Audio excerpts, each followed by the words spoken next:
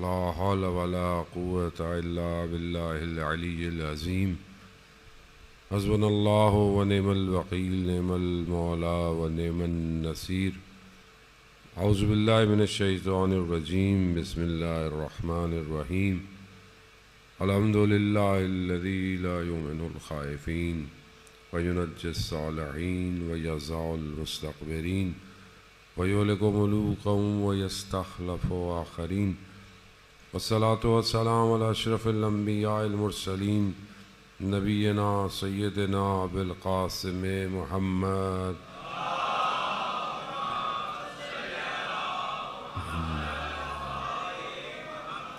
وعلى آله الطيبين الطاهرين المعصومين لا سيما بقية الله في الأرضين روحي وأرواحنا لتراب مقدم الفداء ولعنة الله على أعدائهم أجمعين بسم الله الرحمن الرحيم رب اشرح لي صدري ويسر لي أمري واحلل عقدة من لساني يفقهوا قولي أما بعد فقد قال الله تبارك وتعالى في كتاب الحكيم والقرآن المجيد وما خلقت الجن والإنس إلا ليعبدون صلوات بيد محمد وآل محمد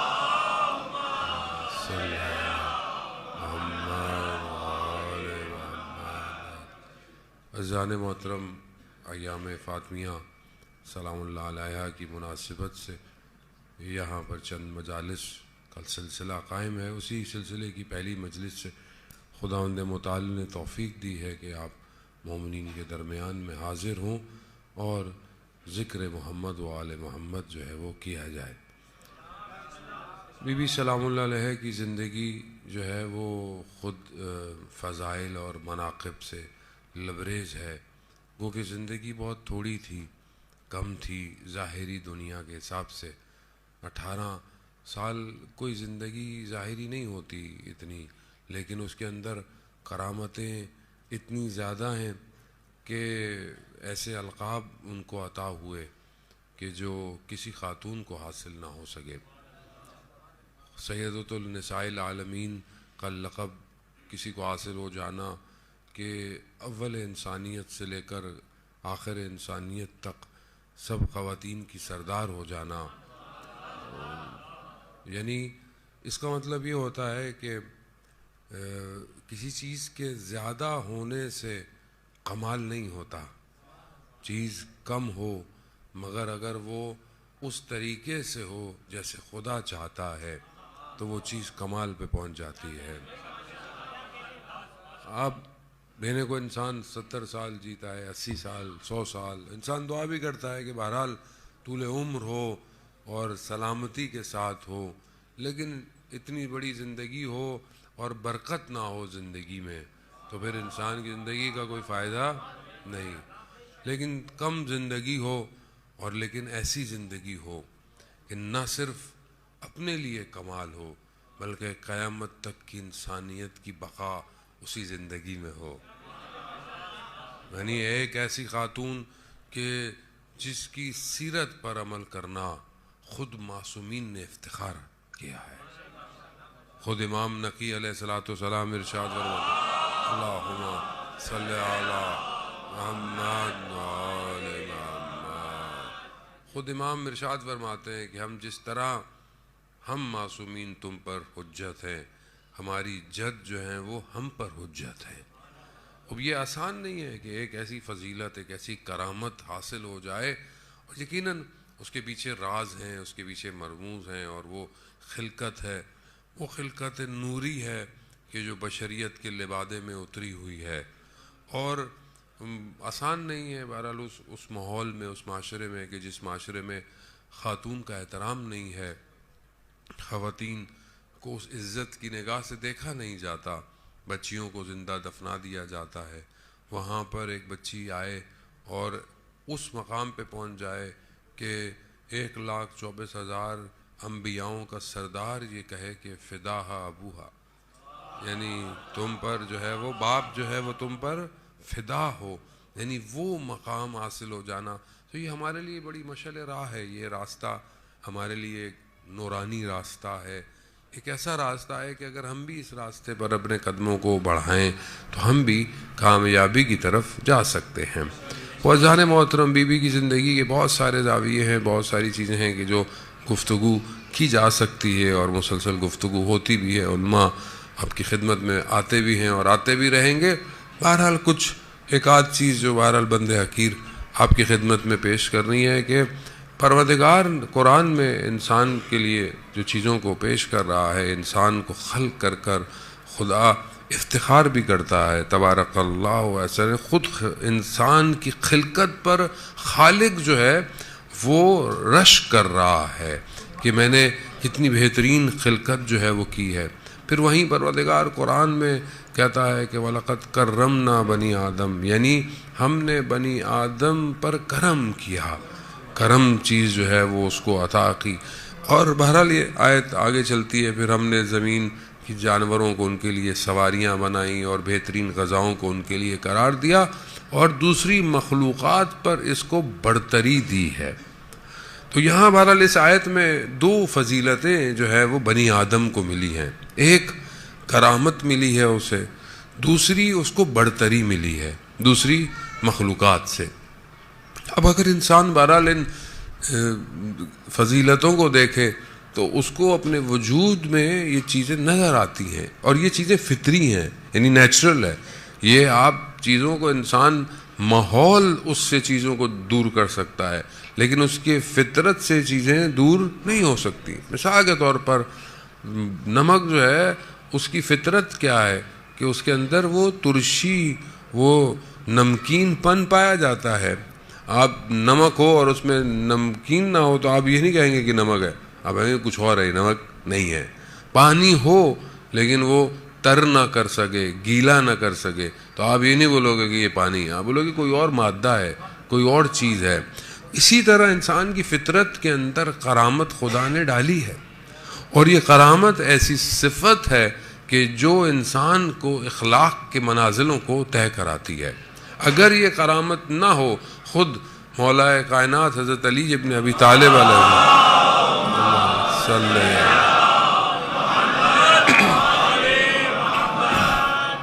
خود امام ارشاد فرماتے ہیں کہ جو شخص کرامت رکھتا ہے، جو نفس کریم ہوتا ہے، وہ دنیا کو چھوٹا شمار کرتا ہے۔ یعنی جو کرامت والا نفس ہوتا ہے، دنیا اس کے لیے معنی نہیں رکھتی ہے، لیکن وہ نفس کہ جو دنیا کو بڑا دیکھتا ہے، دنیا میں دل لگاتا ہے، وہ نفس خوار اور ذلیل ہو جاتا ہے دنیا کے اندر۔ اب یہ انسان کے وجود کے اندر کرم ہونا کہ انسان جو ہے وہ دیکھے، آئیں اہل بیت علیہ السلام کے دروازے پر کہ وہ کس طرح اس فضیلت سے لبریز ہیں۔ شخص آتا ہے مسجد کے اندر، دیکھتا ہے امام حسین علیہ السلام مسجد کے اندر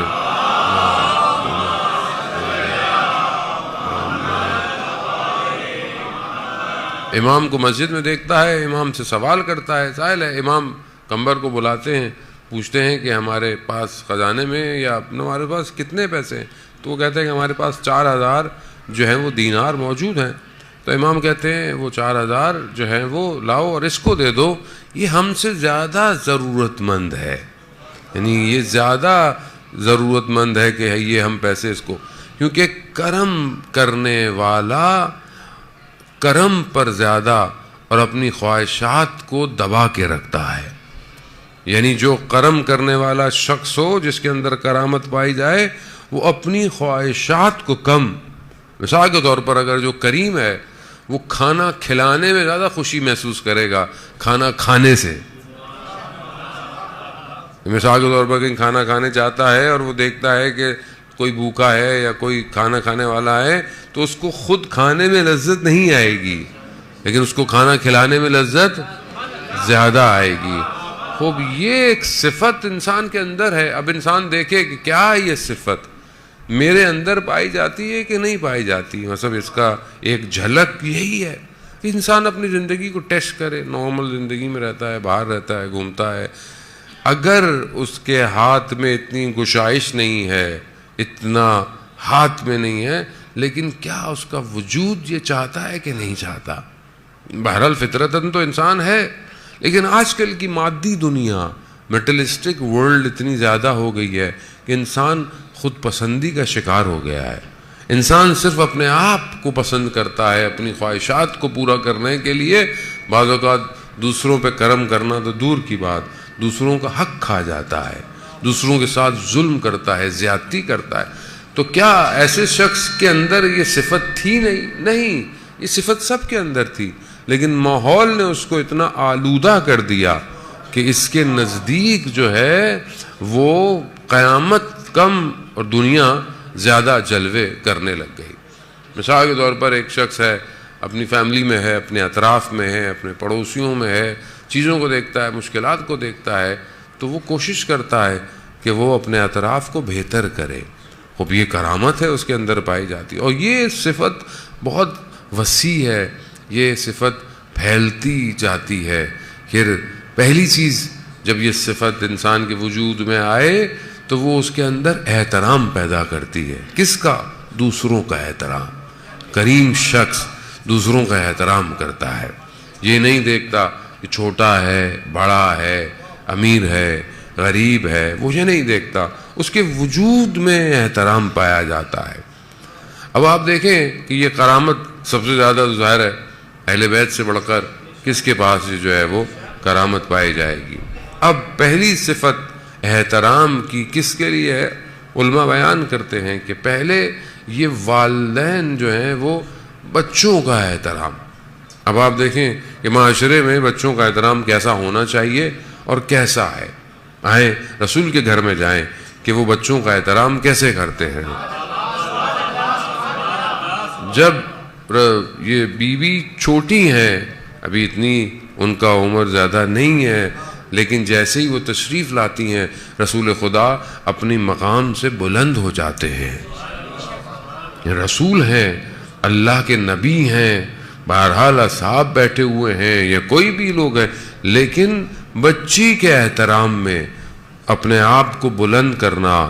روایات کہتی ہیں کہ اپنے آپ کو جھکاتے تھے, ان کے ہاتھ کا بوسہ لیتے تھے, ان کو اپنے مقام پر بٹھاتے تھے. وہ کہ ظاہر ہے سامنے بھی جو بچی ہے وہ کوئی عام بچی نہیں ہے, وہ بطول ہے, وہ عذرا ہے, وہ راضیہ ہے, وہ مرضیہ ہے, وہ اللہم صلی علی محمد یعنی وہ کرامت وہاں ہے کہ رسول جیسی ہستی بھی جو ہے وہ اس احترام میں ہے. یقیناً وہ حور انسیہ ہے, یعنی وہ ایسی جنت اور بہج سے آئی مگر انسانیت کا لبادہ ہے. یہی تو وجہ ہے رسول خدا فرماتے تھے کہ میں جب بھی چاہتا تھا کہ جنت کی خوشبو کو محسوس کروں میں فاطمہ کو اجتمام کرتا تھا. یعنی کیا کرم ہے, کیا ہستی ہے زان محترم. خوب یہاں دیکھیں, اسی وجہ سے دیکھیں نام میں اتنا احترام ہے, یعنی نام میں اس ہستی کے نام میں اتنا احترام رکھا گیا کہ قالا امام صادق, یعنی امام صادق خود ارشاد فرما رہے ہیں کہ جس گھر میں جس بچی کا نام فاطمہ رکھو اس پر ہاتھ بلند نہ کرو. کتنا احترام ہے, کیوں؟ کیونکہ منسوب اس ہستی سے ہو گیا ہے. یہ آسان نہیں ہے یہ کرامت. اور باقی آپ دیکھیں بہرحال رسول خدا باقی بچوں کا, بیوی کی اپنی جو ان کی اولاد ہے ان کا کتنا احترام کرتے ہیں, حسن حسین کا کتنا احترام کرتے ہیں. اب یہ صفت کرامت کی وجہ سے ہے, کریم ہونے کی وجہ سے ہے. کیا ہم آج معاشرے میں یا اپنے گھر میں اپنے بچوں کا یہ احترام کرتے ہیں کہ نہیں کرتے؟ اپنی بیٹیوں کا احترام کرتے ہیں کہ نہیں کرتے؟ بیٹوں کا احترام کرتے ہیں کہ نہیں کرتے؟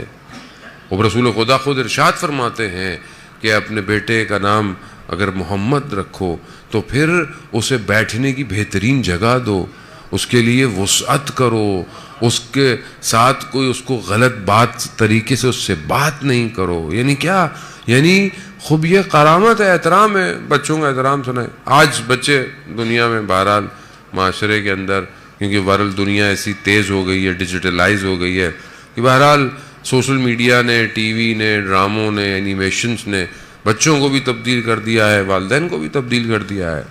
اب والدین بھی اس طرح بچوں کے لیے ٹائم نہیں نکالتے جس طرح بہرحال نکالنا چاہیے، اور ظاہر ہے ان کے اندر بھی وہ پھر احترام پیدا، کیونکہ ہر چیز جو ہے وہ ایک، جس طرح آپ ایک دفعہ کی کوئی چیز کھا لیں، ایک دفعہ کوئی چیز استعمال کر لیں، رشتے بھی ویسے ہی ہو گئے۔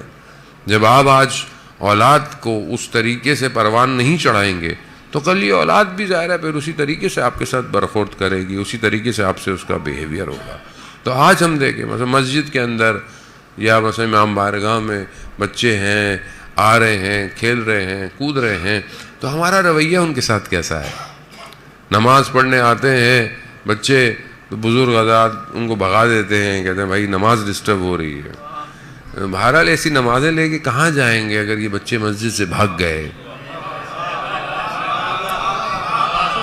تو پھر آپ ان نمازوں کو کہاں لے کے جائیں گے؟ جانے محترم، ان کو کھیلنے دیں بچوں کو، بچے ہیں۔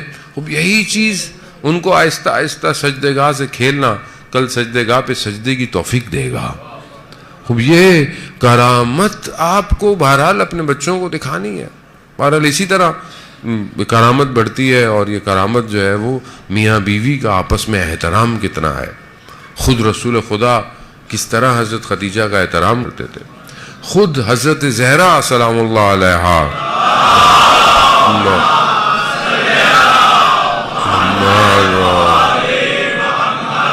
خود بیوی جو ہے وہ اپنے شوہر کا کتنا احترام کرتی ہے۔ یعنی مولا کائنات گھر آتے ہیں اور کچھ تقاضا کرتے ہیں کہ کسی کے لیے، تو بیوی فرماتی ہیں کہ چند دن سے گھر میں فاقہ ہے، لیکن میں نے آپ کے احترام میں نے آپ سے یہ اظہار نہیں کیا۔ احترام ہے، کبھی نام سے پکارنے کے بجائے ہمیشہ کنیت سے پکارتی ہیں، ابو الحسن، یا جو ہے وہ ابن ام، میرے چچا کے بیٹے، یعنی میرے جو ہے وہ والد کے کزن۔ یعنی یہ ساری چیزیں احترام میں۔ آج میاں بیوی ایک دوسرے کو کس احترام سے پکارتے ہیں؟ کیا نام سے پکارتے ہیں یا احترام کرتے ہیں؟ پہلے زمانے میں لوگ بڑے احترام سے نام لیتے تھے، بزرگ بیٹے ہوئے ہیں، ان کی جو بھلے گھر والے ہیں وہ سنیے، اور اس طرح کے الفاظ کا یا فلانے کے ابا طریقے سے احترام سے گفتگو کرتے۔ آج معاشرہ ماڈرن ہو گیا ہے، آج تو پکارنا تو دور کی بات، بہرحال آج تو پبلک بات ہی نہیں کرتی ہے ایک دوسرے سے۔ آج تو سب سوشل میڈیا پہ، واٹس ایپ پہ ایک دوسرے سے میاں بیوی بھی رابطہ کرتے ہیں، یہ لے آنا، وہ لے آنا، یہ کر لینا۔ جان محترم، خوب یہ احترام بہت ضروری ہے، تبھی کرامت پھر آپ کے وجود سے نکلے گی۔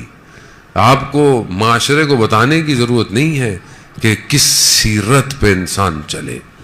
پہلے انسان اگر اپنی سیرت کو بہتر کر لے تو خود بخود سوسائٹی جو ہے وہ بہتر ہو جاتی ہے۔ وہ اگر آپ دیکھیں کہ آپ اس کرامت کے اور اگر جلوے دیکھنا چاہتے ہیں تو وہ انفاق کرنا ہے، یعنی خدا کی راہ میں دینا۔ خود یہ خود انسان کے اوپر جو ہے وہ خدا کی طرف سے لطف ہوتا ہے، یعنی خدا یہ صفت کو انسان کے وجود میں ڈالتا ہے۔ نیا شادی شدہ جوڑا مسجد نبوی میں رسول خدا کی خدمت میں آتا ہے اور تقاضا کرتا ہے۔ حضرت سلمان فارسی سب کی خدمت میں جاتے ہیں مگر کچھ ملتا نہیں، اور پھر بی بی کے گھر جب جاتے ہیں تقاضا کرتے ہیں تو بی بی یہی کہتی ہیں کہ چند دن سے گھر میں کھانے کو کچھ نہیں ہے، لیکن کیونکہ تم دروازے پر آئے ہو تو میں تمہیں خالی ہاتھ نہیں جانے دے سکتی۔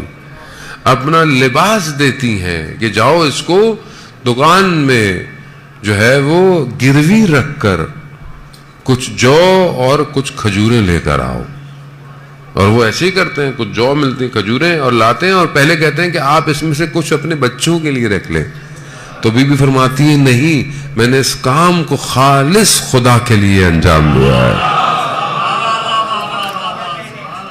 یا وہ واقعات کہ جو 3 دن تک سائل جو ہے وہ آ رہا ہے، مسکین اسیر آ رہا ہے، اور گھر میں سب روزے سے ہیں، اور ایک ایک فرد اپنی ایک ایک روٹی کو جب والد نے دیا، بیوی نے دیا، تو بچوں نے کہا کہ ہم کیوں پیچھے ہٹیں، اور ہر روز جو ہے وہ آسان نہیں ہے یہ، یعنی یہ روٹیاں عام روٹیاں نہیں تھی عزیزان محترم، عام روٹیاں ہوتی تو قرآن کی آیتیں نہ اترتی ان کے لیے.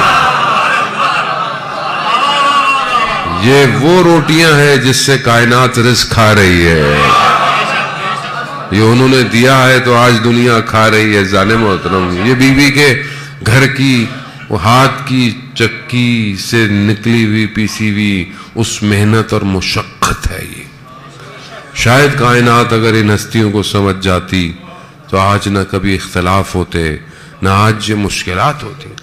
آج دنیا میں ہونے والے واقعات کیوں ہیں؟ کیونکہ انسان اپنی اصل محور سے جدا ہو گیا ہے. آج فلسطین میں ہونے والے ظلم, آج غزہ میں آپ دیکھیں کہ بلڈنگوں کے نیچے سے نکلتے ہوئے معصوم بچوں کی لاشیں کیوں ہیں؟ کیونکہ دنیا اصل ولایت سے دور ہو گئی ہے. اور آج بھی یہ تبھی امن قائم ہوگا جب وہ یوسف زہرا آئے گا, وہ فرزند کہ جس کا جو ہے وہ انتظار پوری کائنات کر رہی ہے. وہی عدل اور انسانیت کو برپا کر سکتا ہے. انسان کے بس میں وہ طاقت نہیں ہے. لیکن بہرحال ہمیں اپنا کردار ادا کرنا ہے, اپنی ذمہ داری کو ادا کرنا ہے. اور جان محترم, خوب بہرحال یہ صفت جو ہے وہ انسان کے اندر بردباری پیدا کرتی ہے, احترام کرتی ہے, آبرو مندی پیدا کرتی ہے. بہرحال انسان اپنے پریکٹیکل لائف میں دیکھے کہ کیا یہ احترام, یہ صفت اس کے وجود میں پائی جاتی ہے یا نہیں پائی جاتی. اور اگر یہ احساسات جو کہ آج کی دنیا کے اندر آہستہ آہستہ مردہ ہوتے جا رہے ہیں, بہت ضروری ہے. علامہ طباطبائی رضوان اللہ تعالیٰ علیہ کی بیٹی بیان کرتی ہیں کہ ہم نے دیکھا کہ بہرحال وہ برابر میں اس کو ہمسایہ آیا, کہا کہ وہ بلی کا بچہ جو ہے وہ درمیان میں نالے میں گر گیا ہے.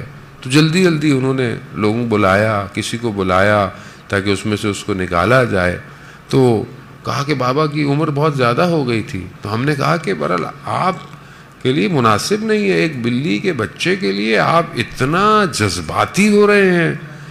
تو علامہ طباطبائی فرماتے ہیں کہ یہ احساسات اور یہ لطافت انسان کی وجود میں ضروری ہے کہ انسان بہرحال, کہا کہ اتنے بچے جو ہے وہ بلی کے روز حادثے میں مر جاتے ہیں, کہا اس سے فرق نہیں پڑتا, انسان کے احساسات ضروری ہیں. آج ہزاروں کی تعداد میں فلسطین میں بچے مر رہے ہیں.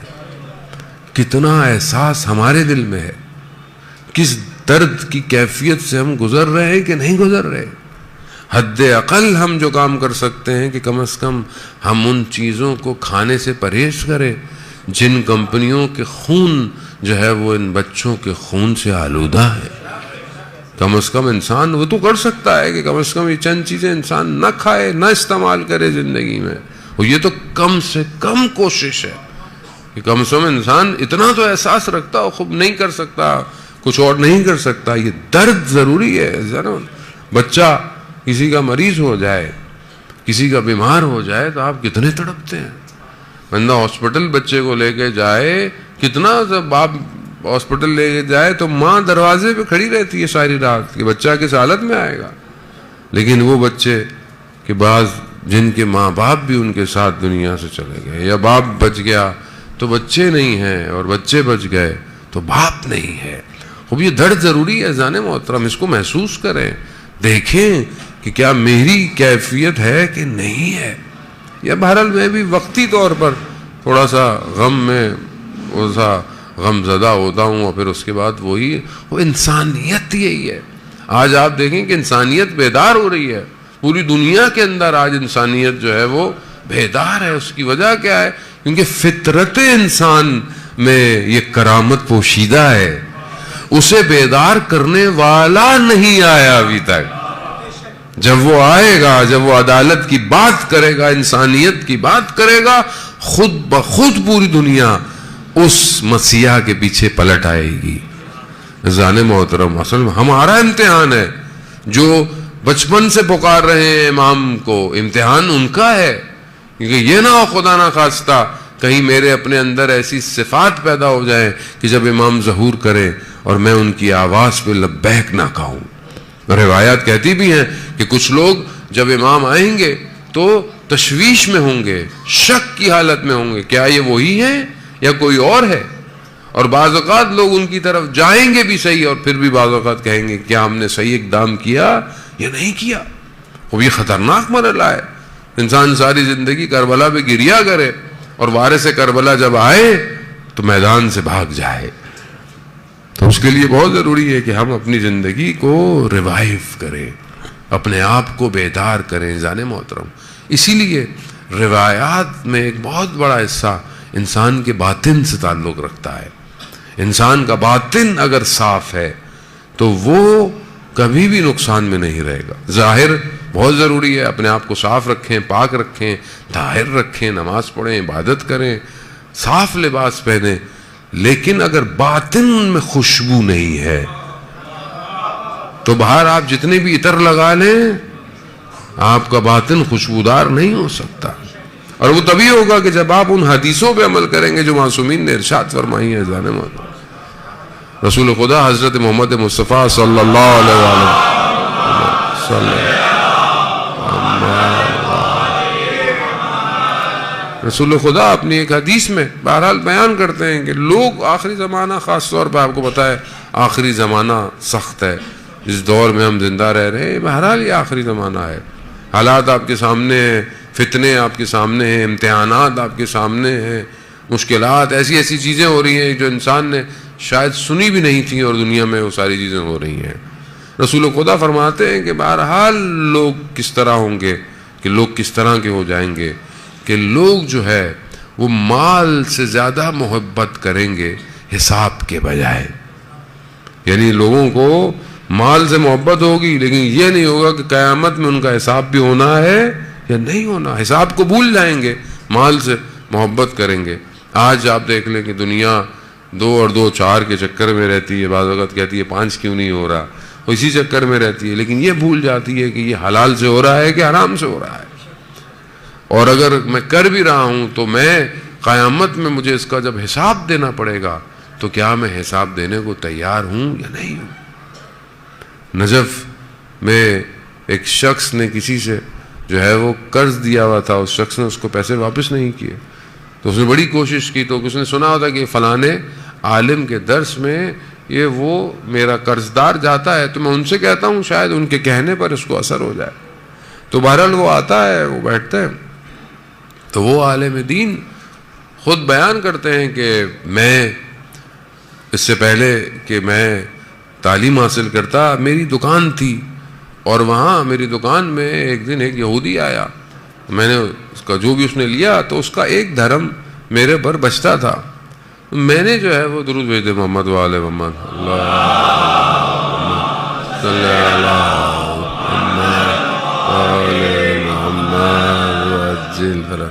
تو وہ کہتے ہیں کہ میں نے اس کو کہا کہ یہ 1 درہم مجھ سے بعد میں لے لو, میرے پاس ابھی پیسے مطلب کھلے پیسے نہیں ہیں. تو وہ بضد ہوا کہ مجھے ابھی چاہیے. اس نے بولا بھائی بعد میں لے لینا, کہا نہیں مجھے ابھی چاہیے. اور یہ کہہ کر وہ چلا گیا. کہا کچھ دن بعد میں نے خواب دیکھا کہ قیامت کا منظر ہے اور مجھے ملائکہ صراط سے لے کے جا رہے ہیں, تو ایک طرف جنت ہے اور ایک طرف جہنم ہے, آگ ہے. تو کہتا اس آگ میں سے وہ یہودی باہر آیا اور اس نے میرا راستہ روک دیا اور اس نے کہا کہ میرا وہ 1 درہم مجھے واپس کرو. تو میں نے ملائکہ سے کہا کہ بھائی ان کو ہٹاؤ یہاں سے. کہا ملائکہ نے بولا یہ معاملہ تمہارا دنیا کا تھا, اس کو تمہیں دنیا میں خود طے کر کے آنا چاہیے تھا. بولے 1 درہم کیا ہوتا ہے, 1 روپیہ, 5 روپے, 10 روپے, مطلب آج تو 100,000 روپے کی بھی کوئی قیمت نہیں ہے, لیکن روک دے گا صراط کے راستے پر. تو کہا خود ہی کو. تو بہت کوشش کی تو اس نے نہیں مانا. تو کہا میں تب جانے دوں گا کہ جب تم مجھے یہ اپنی ایک انگلی جو آگ میں بھگولا ہوئی بھی ہے یہ اپنے سینے پہ لگانے دو. کہا کوئی چارہ نہیں تھا. میں نے کہا کہ لگاؤ. جیسی اس نے لگائی تو میری آنکھ کھل گئی اور وہ آگ کا نشان, وہ سیاہ نشان میرے سینے پہ ابھی بھی باقی ہے. تو عزیزان محترم خوب انسان بہرحال دیکھے کہ انسان مال سے محبت کر رہا ہے اور حساب کو بھول چکا ہے. خوب یہ خطرناک ہے اس دور کے اندر. پھر رسول خدا فرماتے ہیں کہ لوگوں کو قصر سے یعنی بڑے بڑے گھروں سے اور ان سے محبت زیادہ ہے, قبر کو بھول چکے ہیں. آج اب ہم دیکھیں دنیا بھی وہی بازار گرم کیے ہوئے بیٹھی ہوئی ہے. بلڈنگ بنا لو, جو ہے وہ کالونیاں, پلاٹ, یہ ساری چیزیں بنا لو, ٹھیک ہے, اچھی بات ہے, اللہ آپ کو دے. روایات ہے کہ خدا نے اگر آپ کو دیا ہے تو آپ کا گھر اچھا ہونا چاہیے, وہ روایات کہتی ہیں. صحن بہتر ہونا چاہیے, بہرحال باب جو گھر کی روایات ہیں وہ ہیں. لیکن انسان ان چیزوں کی طرف کھنچا چلا جاتا ہے, ان محلوں کی طرف. دنیا کے بادشاہیں, حکومتیں کیا کرتی ہیں, جو بھی صاحب حکمراں آتا ہے وہ کیا کرتا ہے کہ اس کو ایک بڑے بڑے گھر چاہیے, بڑے بڑے, اور جب وہ اس میں جاتے ہیں تو یہ بھول جاتے ہیں کہ انہوں نے قبر کے اندر بھی جانا ہے کہ نہیں جانا. بہلول دانا سے جب خلیفہ نے پوچھا کہ قیامت میں حساب کتاب کیسے ہوگا, تو کہا کل قبرستان آ جانا. تو جب وہ قبرستان آیا تو وہاں پر اس نے ایک گرم جو ہے وہ ایک ظرف سا لوہے کا, اس کے اندر آگ لگائی ہوئی تھی. کہا قیامت میں حساب کتاب ایسے ہوگا کہ اپنا نام اور جو دارائی ہے وہ اس گرم جو ہے وہ توا ٹائپ کی کوئی لوہے کی جگہ ہے, اس پہ کھڑے ہو کے بتانی ہے. تو جو ہے بتاؤ. اب کہا کہ پہلے تم چڑھو. اب وہ بہلول دانا جو تھے انہوں نے تو اپنا نام سا بتایا, 2-4 چیزیں تھیں, نام لیا, واپس نیچے اتر آئے. بادشاہ سلامت جیسے اوپر چڑھے وہ عالی جناب, اور اسی میں ہی ان کے پاؤں جو ہیں وہ جل گئے. تو وہ اپنی دارائی کیا بتاتے. تو جان محترم, اس لیے عبد حقیر ہونا کمال ہے. ابھی لوگ ہمارے ناموں کے آگے بھی علامہ اور پتہ نہیں کیا کیا لگا دیتے ہیں. قیامت میں اگر حساب ہو گیا تو ہم تو ابھی بھی کہتے ہیں خدا ہم نے نہیں کہا تھا انہیں کہ یہ پوسٹر میں جو ہمارے نام لگاتے ہیں واللہ ہم اس کے قابل نہیں ہیں. ہم بہرحال ایک طالب علم سے ہیں, تو خدا حساب طالب علم بن کے بھی نہ لینا. حساب اگر لینا ہے تو اپنے فضل و کرم سے لینا پروردگار. اور جانے محترم خوب یہ رسول خدا کی حدیث ہے کہ لوگ کثر سے محلوں سے محبت میں ہیں اور قبروں کو بھول چکے ہیں. پھر رسول خدا ارشاد فرماتے ہیں کہ لوگ اپنے نفس سے محبت میں ہیں اور اپنے رب کو بھول چکے ہیں. اور آپ کے سامنے ہے انسان اپنی نفسانی خواہشات کا غلام ہوا. انسان جو ہے وہ بعض اوقات زبان کی ایک لذت کی خاطر گناہ کر بیٹھتا ہے. انسان اپنی ایک نگاہ کی خاطر خدا کو بھول جاتا ہے. یہ نفسانی خواہشات ہیں. انسان کو بعض اوقات غیبت کرنے میں, برائی کرنے میں, تہمت لگانے میں لذت ملتی ہے. انسان اسی کے چکر کے اندر اپنے پروردگار کو بھول گیا ہے. مالک یوم الدین ہے. ان اللہ علی کل شیء قدیر ہے. سب کچھ اسی کے اختیار میں ہے. اس کی بارگاہ سے کون بھاگ کے, لا یمکن الفرار من حکومت, پروردگار تیری حکومت سے فرار ممکن نہیں ہے.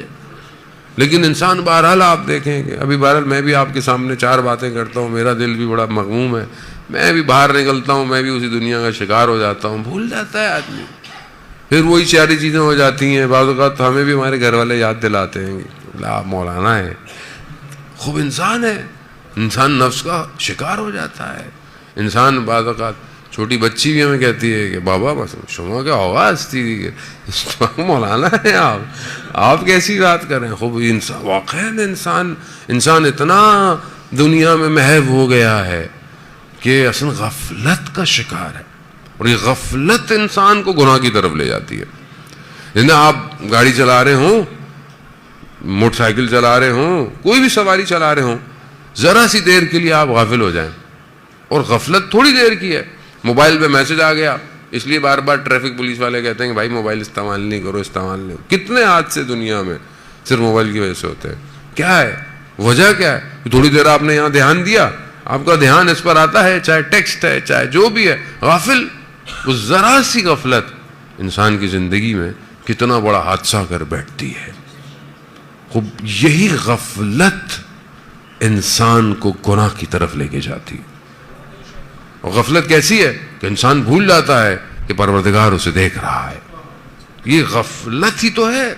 ذرا سی غفلت انسان کر بیٹھے تو انسان اتنے گہرے کنویں میں چلا جاتا ہے کہ پھر وہ اپنے گناہوں کے دلدل میں جب پھنستا چلا جاتا ہے تو اسے باہر آنا بڑا مشکل ہو جاتا ہے. مگر وہ کتنا رحمان ہے. وہ قرآن میں ارشاد فرماتا ہے ان اللہ یحب التوابین، میں توبہ کرنے والوں سے محبت کرتا ہوں۔ وہ یہ نہیں کہتا کہ تم پہلے 10 سال میں توبہ کرو، نہیں، وہ کہتا ہے کبھی بھی توبہ کرو، یعنی انلمیٹڈ ہے، کوئی کنڈیشن نہیں لگائی خدا نے قرآن میں کہ توبہ کب کرو، ہاں کبھی بھی توبہ کر لو، میں تم سے محبت کرتا ہوں۔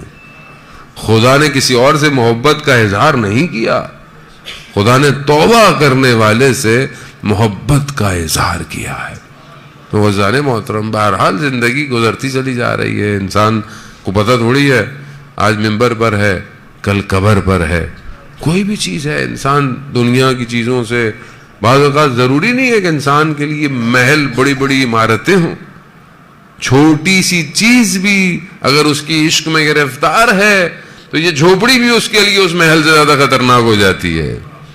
انسان بعض اوقات چھوٹی سی چیز، بڑی بڑی چیزیں انسان کہتا ہے کہ میں قربان کر دوں گا، لیکن بعض اوقات چھوٹی چیز اس کے نفس کو برباد کر کر وہ خدا کو بھول جاتا ہے۔ خب یہ انسان کو خود اپنی زندگی میں دیکھنا ہے کہ وہ کس چیز کے ساتھ جو ہے وہ جڑا ہوا ہے۔ عزیزان محترم، بہرحال میں بہت زیادہ وقت آپ کی خدمت میں لوں گا، کہیں اور بھی بہرحال مجلس کے لیے جانا ہے، شادمان رضا صاحب بھی تشریف لا چکے ہیں نوخانی کے لیے۔ بہرحال عزیزان محترم، اس در سے اپنے آپ کو جوڑیں، اور یہ وہ در ہے کہ جہاں پر بڑے بڑے علماء بیان کرتے ہیں کہ جب ہم اس دروازے پر آئے تو زندگی بدل گئی۔ گو کہ تاریخ میں یہ دروازہ جلا دیا گیا، مگر یہ جلا ہوا دروازہ آج بھی لوگوں کو ہدایت دے رہا ہے۔ علامہ تیجانی اپنی کتاب جس میں اس کا عنوان ہی یہی ہے کہ اور پھر میں ہدایت پا گیا۔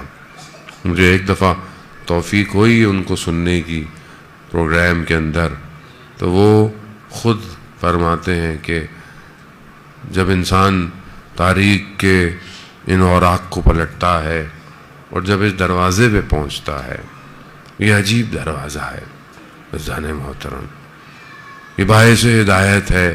گو کہ ظلم ہوا، اس میں کوئی شک نہیں، اور برات بھی انسان کو دشمن سے کرنی چاہیے، گو کہ اس کے بہرحال طریقے ہیں حالات اور واقعات کو دیکھتے ہوئے، لیکن یہ دروازہ آج تک ہدایت دے رہا ہے۔ اگر یہ خاتون نہ ہوتی عزیزان محترم، بڑے بڑے علماء آج بھی جو صاحبان علم ہیں، نور ہے جن کے بیان میں، وہ کہتے ہیں کہ اس خاتون نے آ کر خدا کے اس پورے نظام کو بچایا ہے، ورنہ اتنی تاریکی تھی کہ انسان اس میں ڈوب کر ختم ہو جاتا۔ یہاں یہ خاتون نے اپنا کردار ادا کیا اور اپنے دروازے اور اپنے گھر کو چھوڑا۔ کیا دن تھے کہ کہاں یہ خاتون کس مقام پر ہیں، مگر جب ذمہ داری آئی تو خود کہتی ہیں کہ میں جو ہے وہ علی کے ساتھ مدینہ کے دروازوں کو کھٹکھٹاتی رہی۔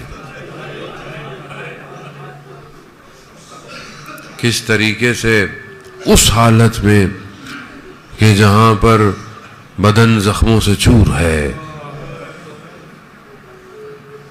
اپنے بچوں کو ساتھ لیے، ہاں عزاداران محترم،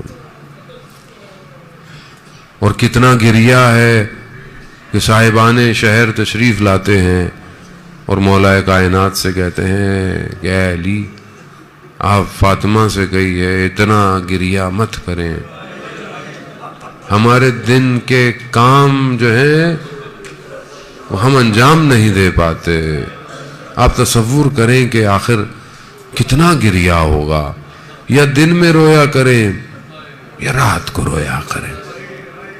مولا کائنات نے جو ہے وہ شہر سے باہر کی طرف جو ہے وہ بی بی کو ایک حجرہ سا بنا دیا، جسے بیت الحزن کہتے ہیں، غم کی جگہ۔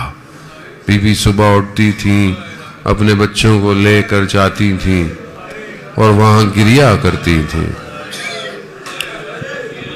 مگر ظالموں نے اس حجرے کو بھی جلا دیا۔ مگر یہ داستان عزاداران محترم یہ شروع اس لمحوں سے ہوتی ہے کہ جب بی بی سیدہ سلام اللہ علیہا اپنے آخری وقت میں رسول خدا کے ساتھ ان کے سرہانے پہ سو رہی ہوتی ہیں. رسول خدا حالت غم آخری وقت ہے، بی بی باپ کے پاس بیٹھی ہوئی ہیں.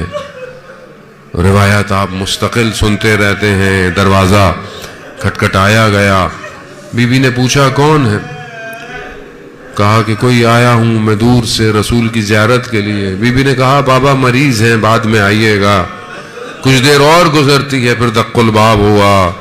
بی بی نے کہا کون؟ کہا بڑی دور سے آیا ہوں.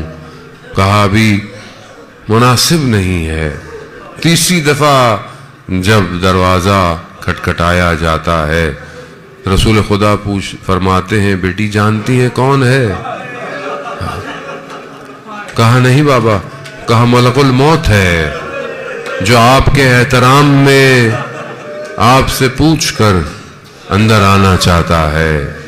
یا رسول اللہ جب باپ زندہ ہو تو ملائکہ بھی پوچھ کے آتے ہیں، اور آپ کے جانے کی دیر تھی یا رسول اللہ، امت پوچھ کے نہیں آئی. اور اس دروازے جس پر آپ 6 مہینے سلام پڑھتے رہے، السلام علیکہ یا اہل بیت نبوہ، اسی دروازے کو جلا دیا. بی بی نے بہرحال پوچھا. جب انہوں نے کہا کہ ہم جو ہے وہ دروازے کو جلا دیں گے، تو بی بی نے کہا کہ شاید یہ بھول نہ گئے ہو کہ میں کون ہوں. بی بی کے جملے ہیں، مقاتل بیان کرتے ہیں. بی بی کہتی ہیں کہ تم نہیں جانتے میں کون ہوں؟ کہا میں فاطمہ ہوں. مگر آواز آئی ہو جو بھی ہو ہم اس دروازے کو جلا دیں گے. عزاداران محترم، وہ دروازہ مدینہ کا جل گیا. صرف جل بھی جاتا تو شاید غم کم ہوتے، مگر جلنے کے ساتھ اس دروازے کو دھکا دیا گیا اور در و دیوار میں وہ شہزادی دو عالم آ گئی. اسی وقت بی بی نے اپنے جملے ادا کیے، یا اباتا یا رسول اللہ، اے میرے بابا، اے میرے رسول خدا. یہ امت نے احترام کیا ہے. عزاداران محترم، بیان ہوتا ہے کہ بی بی غش کھا کر گر جاتی ہیں. حضرت محسن شہید ہو جاتے ہیں. امام علی کو لے کر چلے جاتے ہیں. بی بی کو جیسے ہی ہوش آتا ہے تو بی بی سب سے پہلے جناب فضہ سے پوچھتی ہیں کہ ابو الحسن کہاں ہیں؟ کہا کہ بی بی انہیں لے کر چلے گئے. بس یہ سننا تھا. اس حالت میں بھی بی بی کہتی میری چادر لے کر آؤ. بی بی چادر پہنتی ہیں، مدینہ کی گلیوں میں جاتی ہیں. کیا دیکھتی ہیں کہ گلے میں رسی ڈال کر حضرت علی کو لے کے جایا جا رہا ہے. بی بی اپنے پوری طاقت سے امام کے کمر بند میں ہاتھ ڈالتی ہے کہ میں علی کو جانے نہیں دوں گی. عزاداران محترم، مگر ظالموں نے وہ کام انجام دیا کہ میرا چھٹا امام کہتا ہے ہماری جد کی شہادت کا باعث بن گیا. تلوار کے غلاف سے ہاتھ پر انہوں نے اتنی ضربتیں لگائیں کہ بی بی کو ہاتھ چھوڑنا پڑ گیا. بس عزاداران محترم، بس بی بی اسی حالت میں ہیں اور یہ لے کر چلے گئے. بی بی پھر بھی پیچھے پیچھے ہیں. مدینہ کی مسجد کے باہر بیٹھ کر بی بی نے کہا کہ میں باہنوں کو کھولوں گی، میں خدا کی بارگاہ میں بد دعا کروں گی. ابھی یہ کہنا تھا کہ مسجد نبوی کی دیواریں بلند ہونا شروع ہوئی. ایسے میں امام نے فوراً حضرت سلمان کو کہا کہ جاؤ سلمان، فاطمہ سے کہو کہ یہ بد دعا نہ کرے، ان کے بابا کی محنت خراب نہ ہو جائے کہیں. عزاداران محترم، بد دعا نہ ہوئی. بی بی بیٹھی رہی جب تک حضرت علی کو لے کر نہ گئے. میں کہوں گا اے میری شہزادی، وہ کہ سخت تھا، آپ اپنے وقت کے امام کو لے کر چلی گئی، مگر لا یوم کا ابا عبداللہ، آپ کی بیٹی چند قدموں کے فاصلے پر دیکھتی رہی اور وقت کے امام کی گردن تن سے جدا ہو گئے۔